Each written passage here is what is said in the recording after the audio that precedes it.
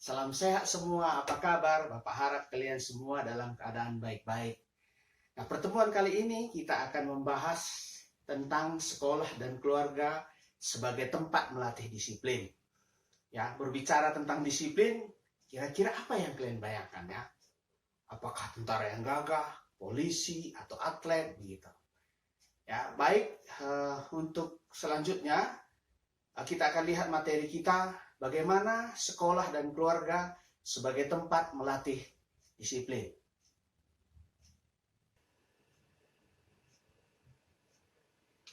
Sekolah dan keluarga sebagai tempat melatih disiplin. Nah, kira-kira apa maksudnya sekolah dan keluarga sebagai tempat melatih disiplin?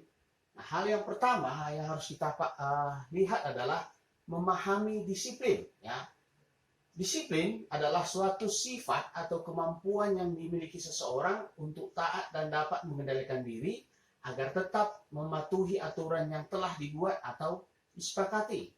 Nah, definisi kedua, disiplin adalah tindakan individu untuk melaksanakan serta menaati peraturan, tata tertib, serta norma yang berlaku di lembaga tertentu.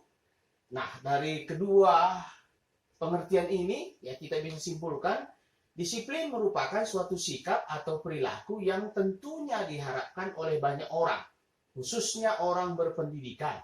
Nah, disiplin juga berkaitan dengan moral. Hanya orang yang menerapkan moralitas dalam hidupnya yang mampu menghargai dan mewujudkan disiplin dalam hidupnya. Jadi, ini suatu sikap atau perilaku yang diharapkan oleh banyak orang, secara khusus orang yang berpendidikan, dan juga orang yang menerapkan moralitas. Nah, selanjutnya, ya, disiplin ya sangat dibutuhkan karena dapat membantu suatu kegiatan agar dapat berjalan lancar sesuai dengan yang diharapkan. Nah, jadi disiplin ini akan membuat sebuah kegiatan itu bisa berjalan dengan lancar, ya, sesuai dengan apa yang dipikirkan. Nah, kemudian disiplin juga tidak terlepas dari aturan, norma, prosedur, organisasi, kerjasama, hukuman, dan lain sebagainya.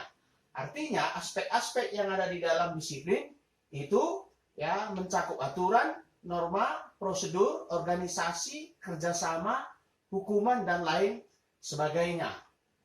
Nah, kemudian fungsi disiplin. Nah, beberapa fungsi disiplin menurut Tulus dalam Asti Fazaria, buku yang ditulis oleh Asti Fazaria 2012, adalah sebagai berikut. Yang pertama, untuk menata kehidupan bersama.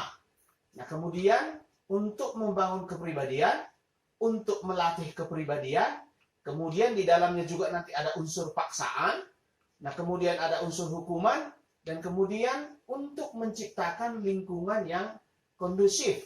Nah, sedangkan tujuan disiplin, ya, ada beberapa tujuan disiplin. Yang pertama adalah mengetahui dan menyadari mengenai hak milik orang lain.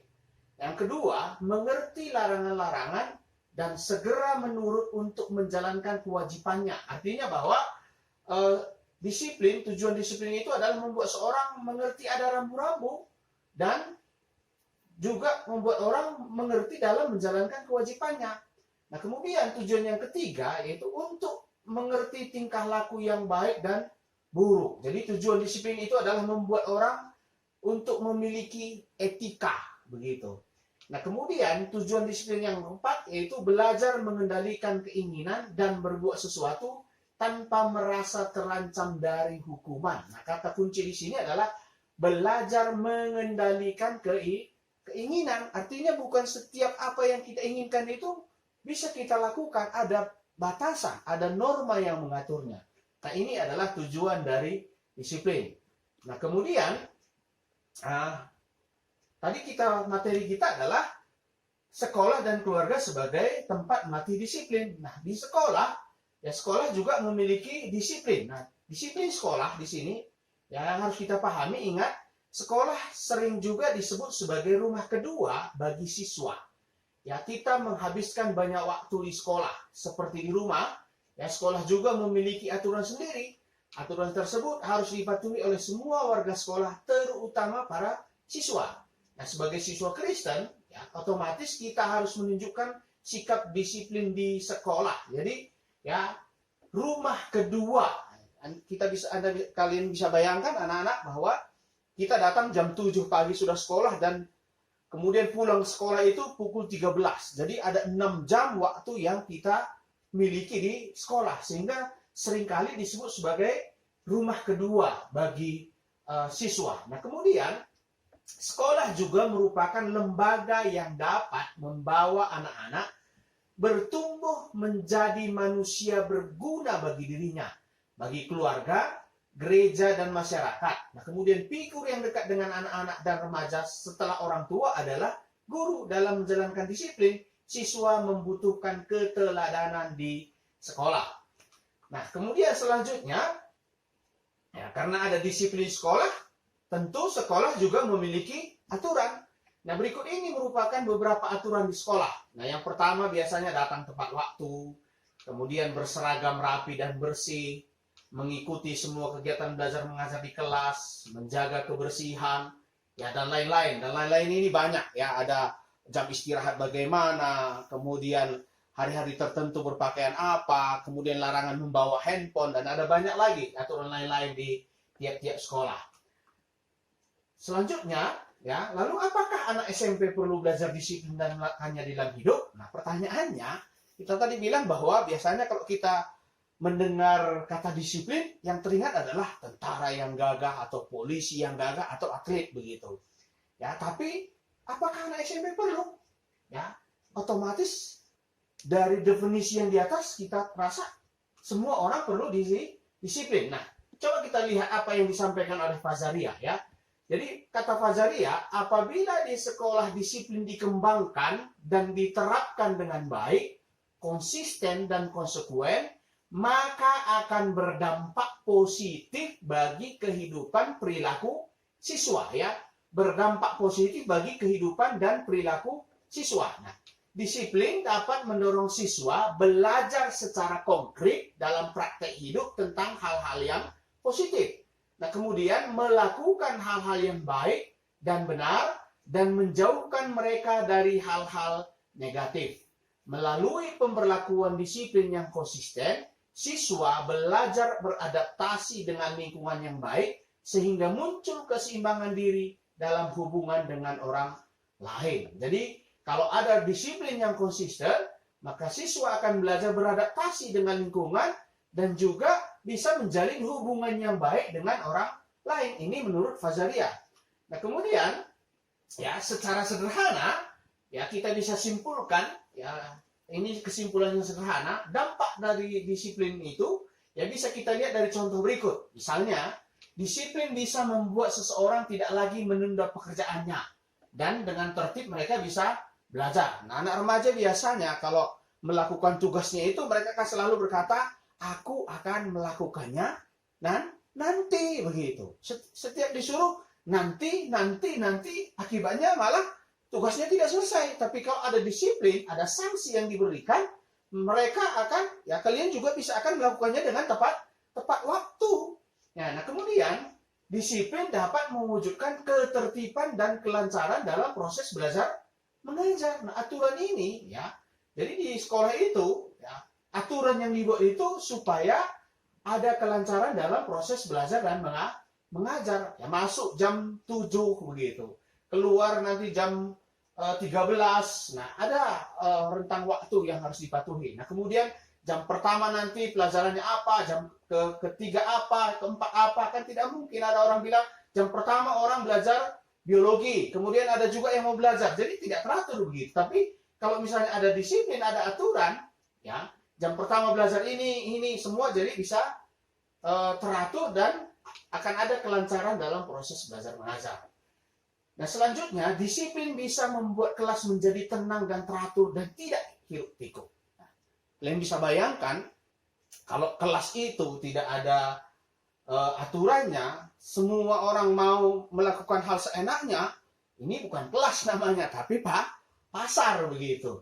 Nah, kemudian, nah, disiplin juga merupakan tanda kasih untuk mendidik menjadi anak-anak yang benar. Ya, ini adalah bukti dari kasih. Nah, di dalam Alkitab juga bilang bahwa Tuhan akan menghajar orang percaya supaya mereka patuh, sekaligus juga mereka bertumbuh menjadi orang yang benar begitu. Nah, kemudian selanjutnya anak-anak ya, kita akan lihat bagaimanakah cara penerapan dan penegakan disiplin di sekolah. Yang pertama adalah memberi hukuman yang mendidik. Nah, menurut Tina Rahmawati, yang dimaksudkan hukuman itu adalah sesuatu yang tidak menyenangkan yang harus diterima atau dikerjakan siswa karena bertingkah laku tidak pada tempatnya begitu. Nah, kemudian hukuman sebagai penguatan negatif merupakan salah satu penunjang untuk tegaknya disiplin dan dilakukan apabila terjadi pelanggaran tata tertib atau disiplin. Hukuman ya di lain pihak adalah imbalan yang tidak menyenangkan yang harus diterima siswa akibat tingkah laku mereka yang dinilai tidak pada tempatnya. Setiap perbuatan ada konsekuensinya. Jadi kalau kita melakukan hal-hal yang negatif, maka konsekuensi yang kita dapat juga akan berupa hal yang negatif begitu. Nah, kemudian selanjutnya, hukuman yang merupakan cara sekolah memperingati dan memberitahu siswa bahwa perilakunya tidak menyenangkan dan tidak sesuai dengan aturan yang berlaku. Ingat bahwa kita memang merdeka, tapi merdeka yang terbatas, dan sekolah ya harus memperingati dan memberitahu siswa bahwa baik menurut dia belum tentu baik menurut orang lain. Nah, dan biasanya akan ada sosialisasi ya.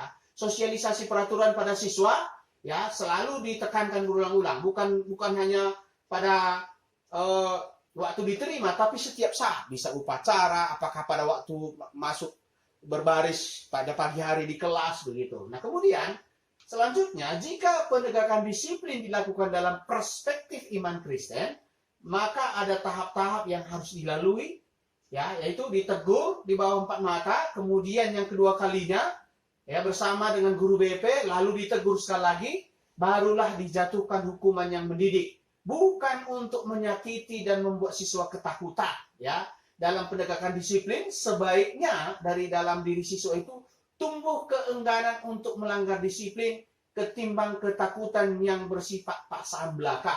Artinya penegakan disiplin itu untuk menumbuhkan kesadaran bagi kalian ya bahwa yang kalian lakukan itu salah dan kalian sadar dan tidak melakukannya begitu.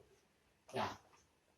Nah, kemudian disiplin itu juga harus seimbang ya. Sekolah harus menyeimbangkan antara hukuman dan penghargaan. Misalnya, jika siswa terlambat diberi hukuman, tetapi jika mereka berprestasi, mereka dapat memperoleh penguatan, reward ya. Jadi untuk setiap ketaatan dan prestasi siswa diberi penguatan, tetapi untuk setiap pelanggaran siswa diberi sanksi. Biasanya ini sudah diterapkan di sekolah begitu. Ya, yang berprestasi pasti dikasih hadiah.